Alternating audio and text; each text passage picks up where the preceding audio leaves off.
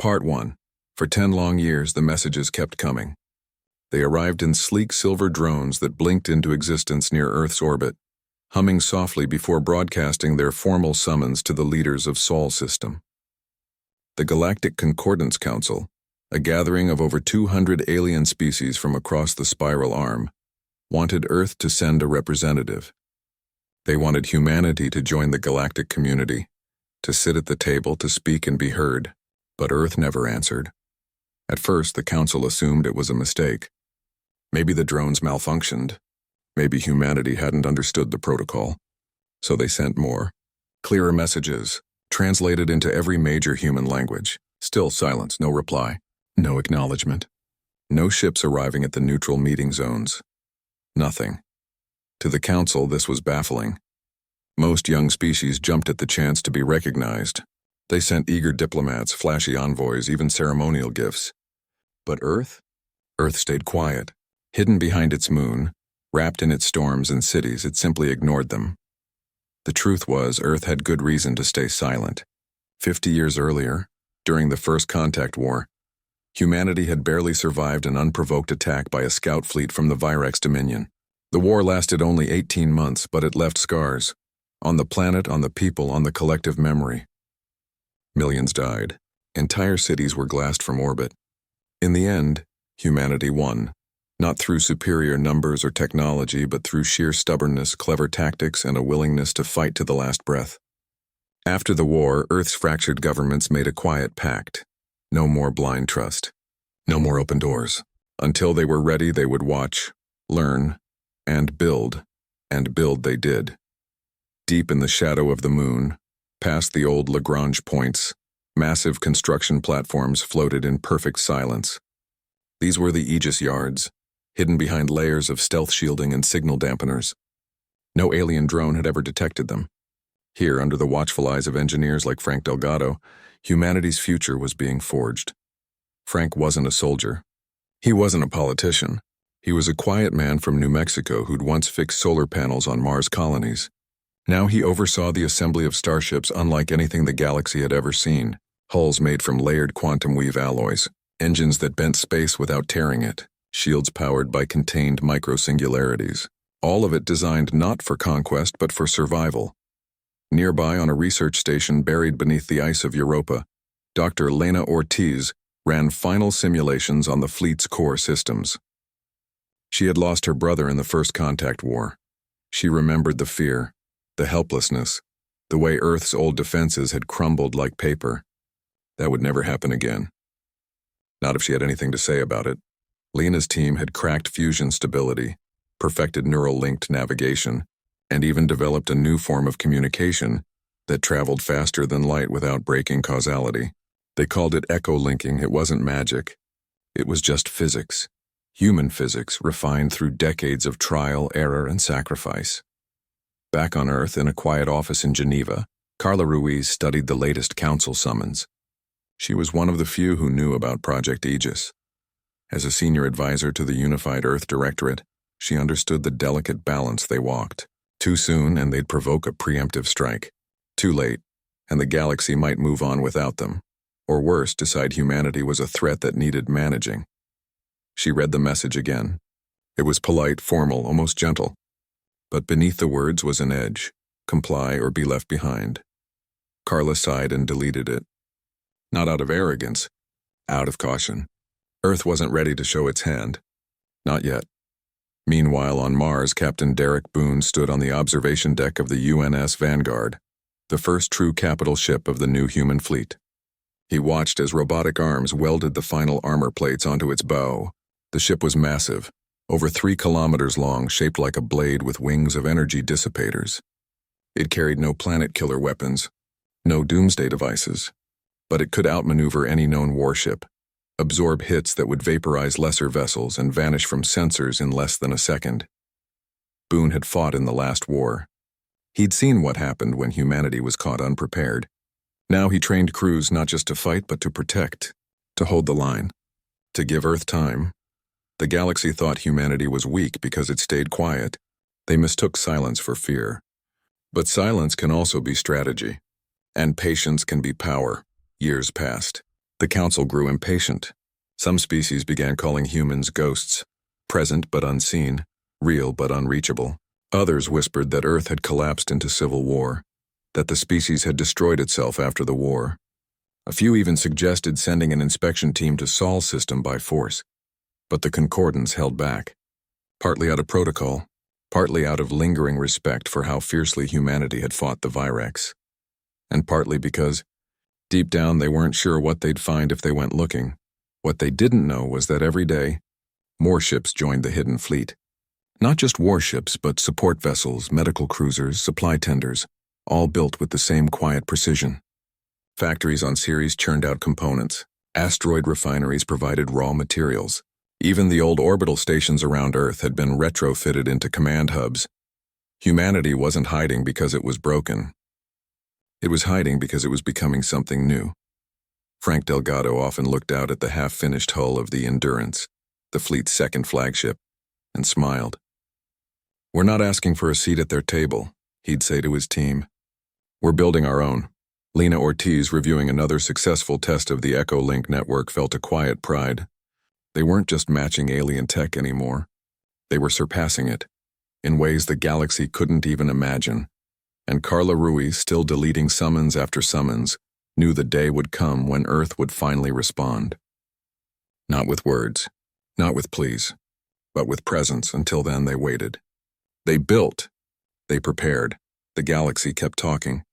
Earth kept listening.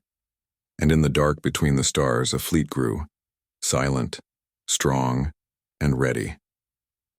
Part 2. Tension spread through the galactic concordance like a slow fever. For years, Earth's silence had been an oddity, a quiet puzzle at the edge of known space. But now, with the Krell hegemony pushing deeper into neutral sectors, that silence felt like a threat. The Krell were brutal. They didn't negotiate. They conquered.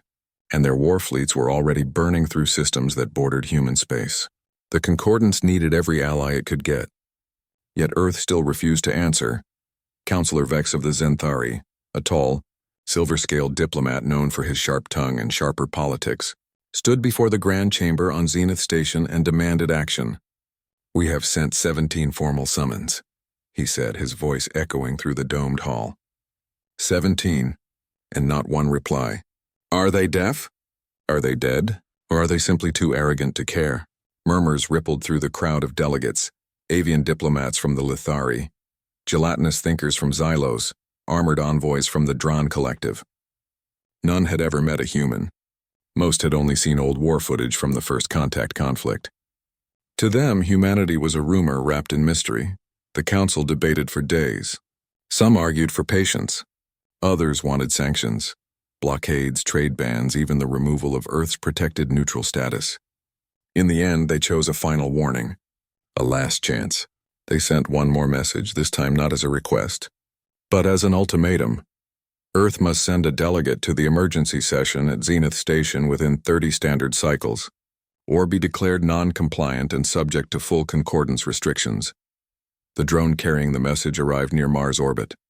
It hovered for 6 hours, broadcasting its demand on every frequency. Then, as before, it received no response. The drone self-destructed as protocol required, and its ashes drifted into the void. On Earth, Carla Ruiz read the transcript of the ultimatum in her Geneva office. She didn't flinch. She didn't panic. She simply closed the file and walked to the secure comms room. There, she sent a single coded signal to Mars, Europa, and the Aegis yards. It wasn't a reply to the council. It was a readiness check. One by one, the responses came back. All systems green. Fleet status standby. Meanwhile, on the dry red plains of Mars, Captain Derek Boone reviewed final diagnostics aboard the UN's Vanguard. The ship was ready. The crew was ready. The entire fleet, now numbering over 200 vessels, was ready.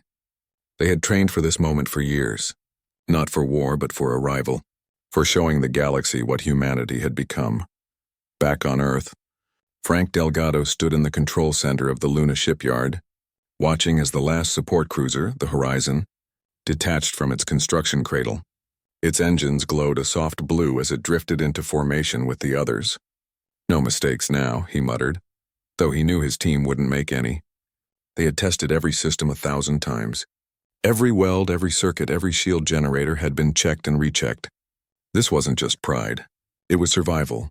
Lena Ortiz on Europa ran one final simulation. She modeled the Krell fleet's likely movements, their weapon ranges, their command structure.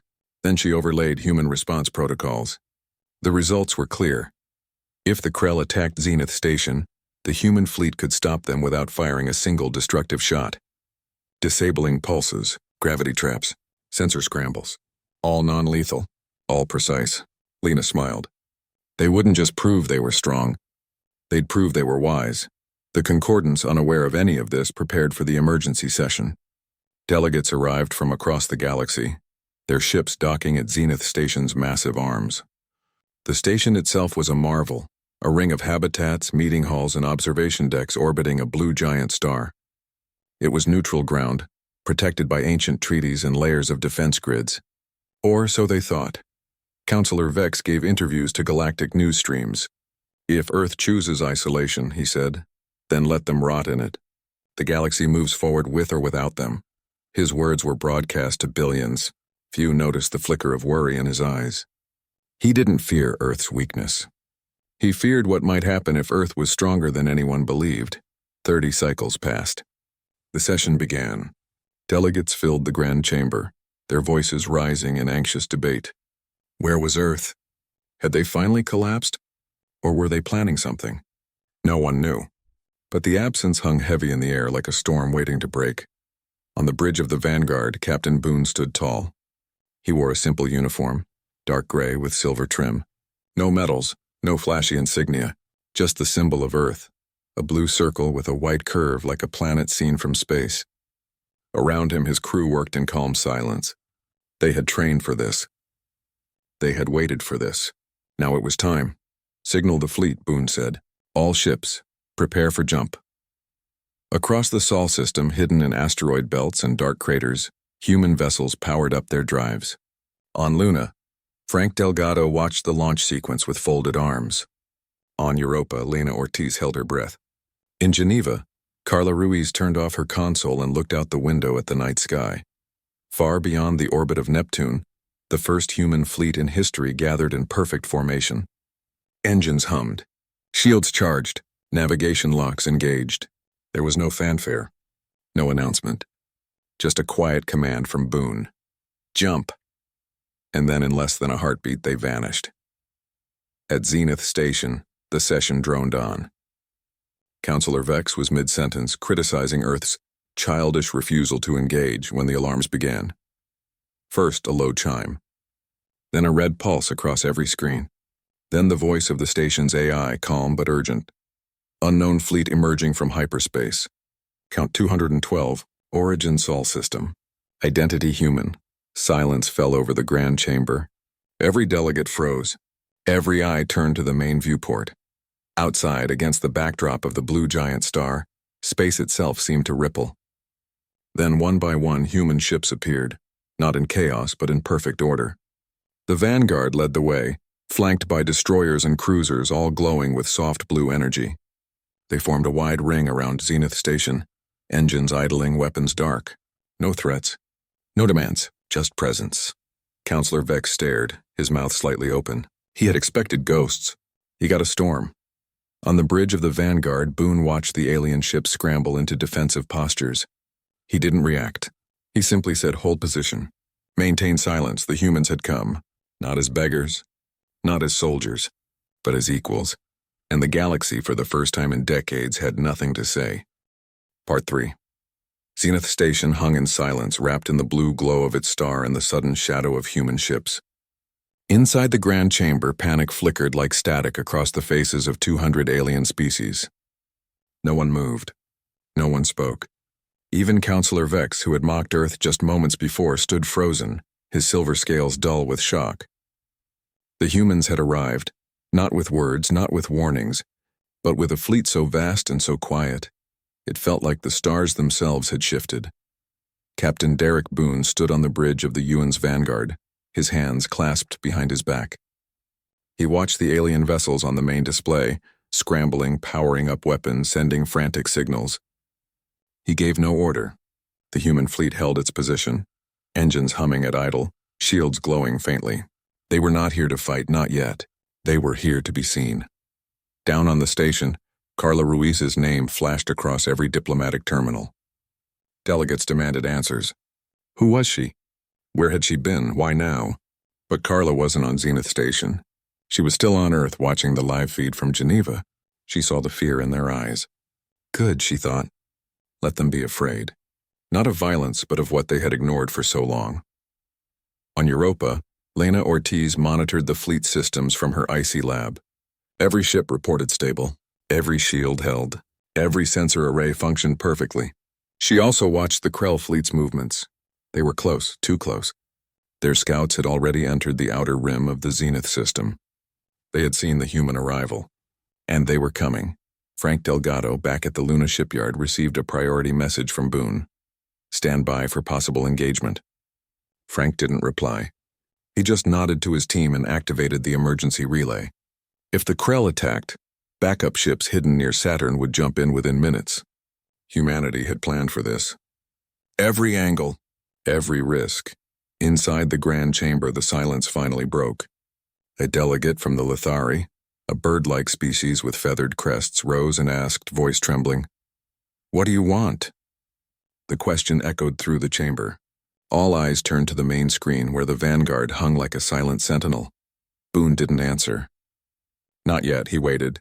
He knew the Krell wouldn't wait long. Sure enough, within the hour, alarms blared again. This time it wasn't a drill. Krell warships, jagged, black, and bristling with plasma cannons, dropped out of hyperspace on the far side of the system. They came fast, firing as they came. Their target wasn't the human fleet. It was Zenith Station itself. They wanted to burn the heart of the Concordance and send a message. No one could stand against them. Chaos erupted. Concordance defense ships scrambled, but they were slow, unprepared. The Krell fired a barrage of torpedoes toward the station's main habitat ring. Delegates screamed. Some ran for escape pods. Others simply covered their heads, waiting for the end. Then, without warning, the human fleet moved. It wasn't a charge. It wasn't a wild attack. It was precision, like a single mind controlling hundreds of hands.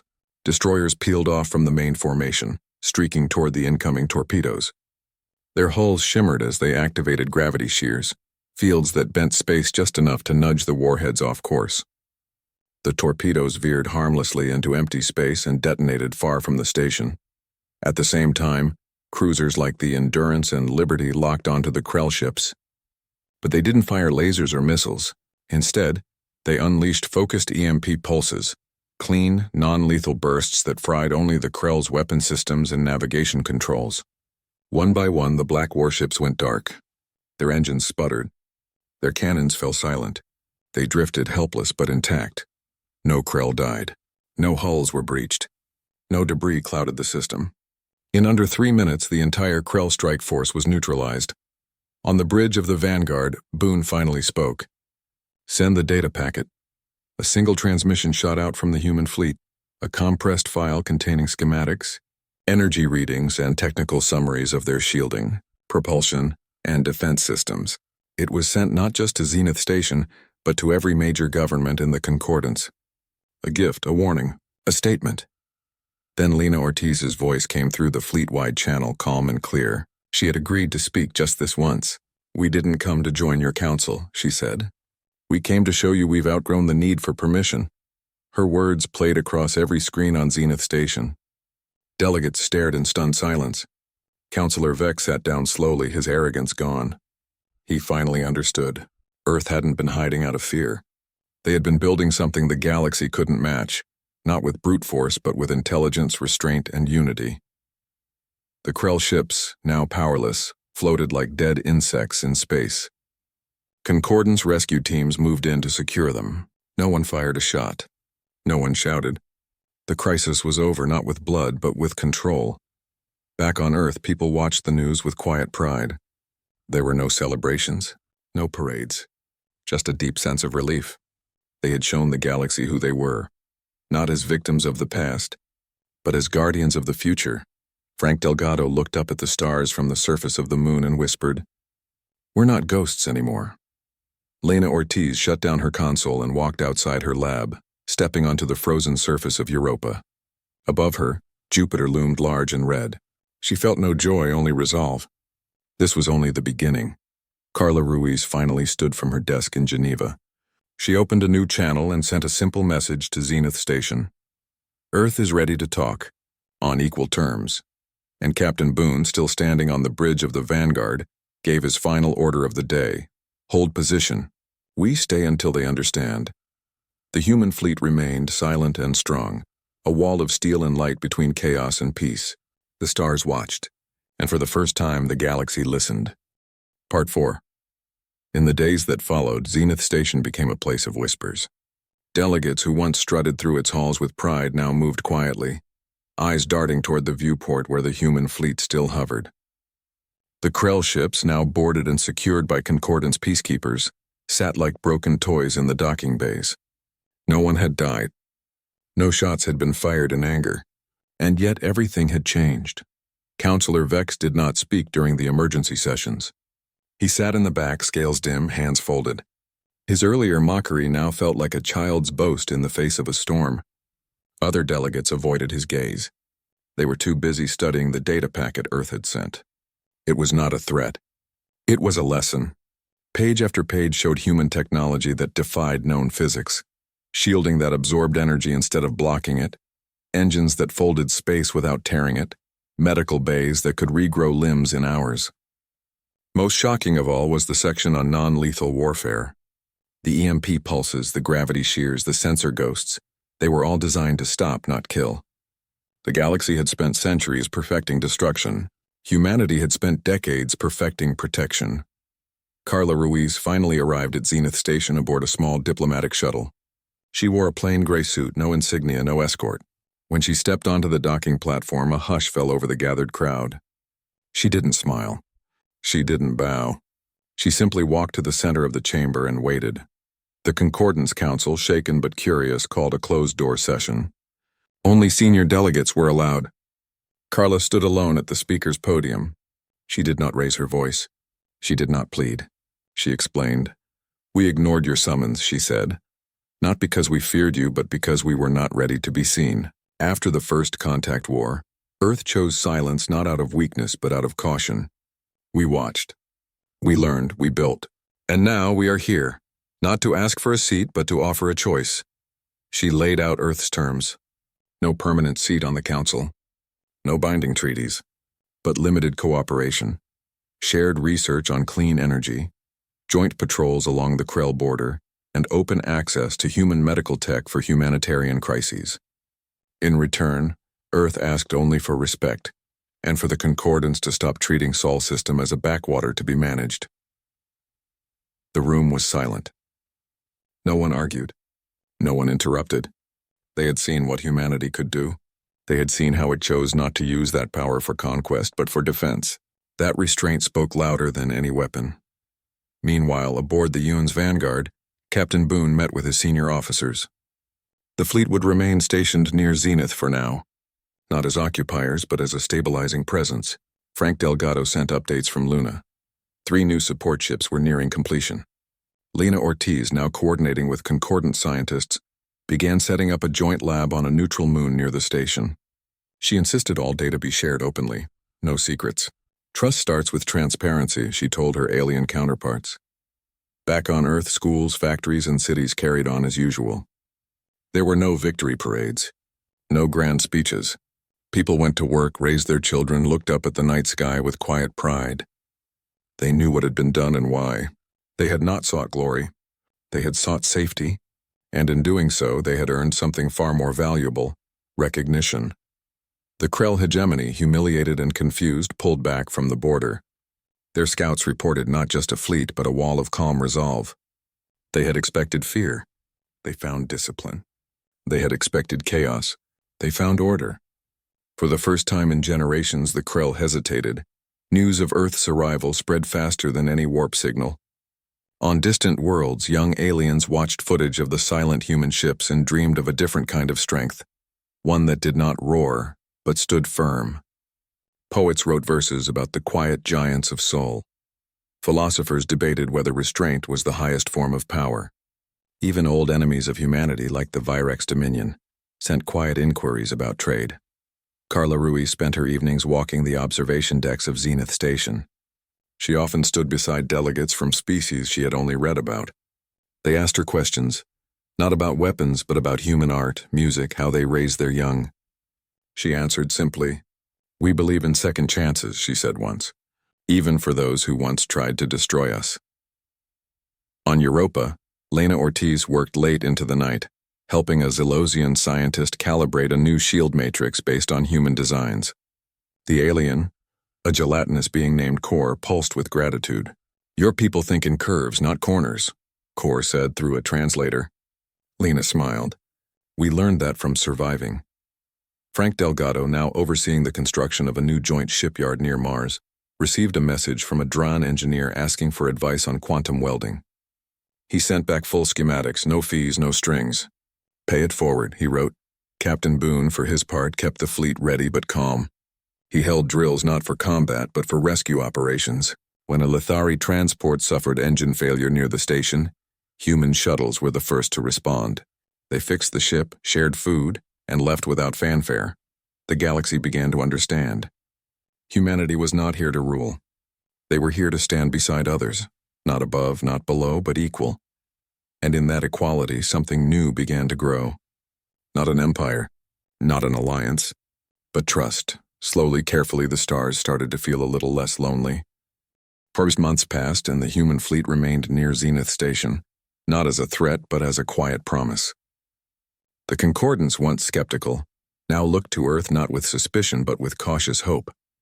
Trade routes opened, scientific teams exchanged data, human medical ships traveled to war-torn systems, healing the sick without asking for payment.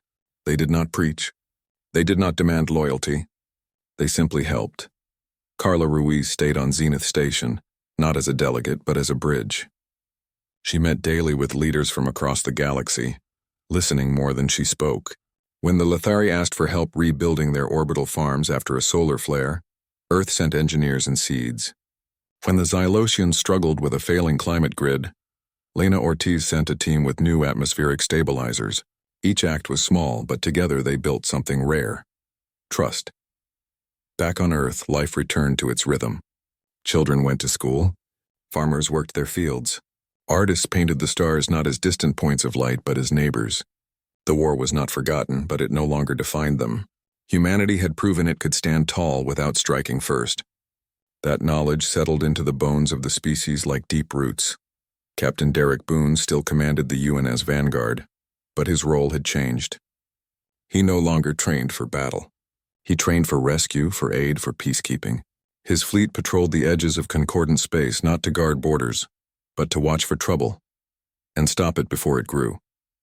When pirate clans tried to raid a refugee convoy near the Krell frontier, human ships appeared out of nowhere, disabled the raiders' engines, and escorted the convoy to safety. No shots were fired, no lives were lost. The message was clear. Earth protected the weak not because it had to, but because it chose to. Frank Delgado oversaw the opening of the Solmars Joint Shipyard, the first human-alien construction site. Dran welders worked beside Earth engineers. Lithari designers helped shape new cargo haulers. The yard didn't build warships. It built transports, labs, and habitat modules, tools for living, not fighting. Frank often walked the gantries, nodding at workers from a dozen species. He never gave orders. He asked questions. How does your alloy handle cold? What's your best method for sealant? In those simple exchanges, friendship grew. Lena Ortiz became a quiet legend. Her research on non-lethal defense systems was adopted by over 50 concordance worlds. She refused awards. She refused titles. She only asked that the knowledge be shared freely. Safety isn't a privilege, she told a group of young scientists from a dozen species. It's a right, her words spread.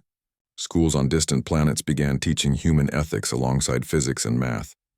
Counselor Vex never returned to the Grand Chamber. He resigned quietly, citing personal reflection. Some said he left politics forever. Others said he traveled to Earth, though no one confirmed it. What was certain was that his name was no longer spoken with pride, but with humility.